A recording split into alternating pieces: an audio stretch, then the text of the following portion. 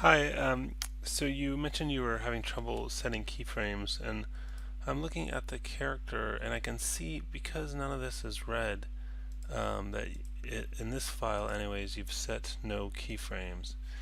So I'm going to go to the beginning, and I'll use my selector thing here, and hit select all, and then press S to set a keyframe.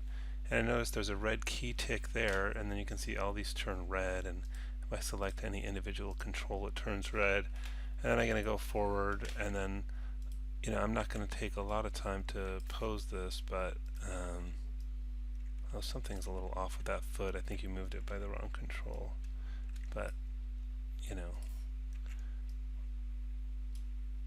I'm just going to move a few things just so you can see the keyframe working. By the way, I have auto keyframe on, so it's already keyframed the things that I've changed, but we don't actually want to,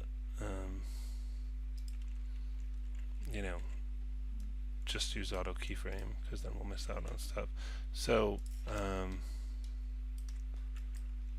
I'm just changing a few things. I'm not trying to do a real pose here, but just enough to kind of have some changes. And then once again, we've got the selector, select all, and press the S key.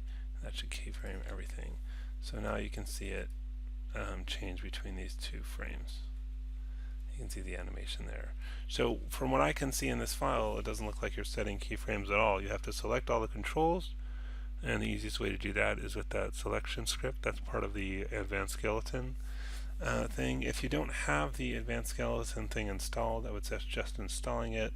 If you're having trouble installing it, the other option is if I turn everything off in my pick mask, all objects off, and I turn just curves on, I can select all the curves, and I'm just going to randomly change it there, and then press S with those selected. So that's another way to select all of the controls, is to select all the curves of the character. Additionally, you can make your own script. If I take this selection line of text, this is from right after I did that. Let me just do it one more time. I'm just going to do edit clear all because this will be a little easier to see what's going on. So again, once again, I turn everything off in the pick mask, all objects off, make sure I have curves turned on, highlight all of his curves. This is the line of text I get. I can triple click on that to select the whole line, middle mouse drag it up to my shelf. I'll get a new icon, choose Mel. I can right mouse click, edit it, and change, the icon label to select or select all or something like that.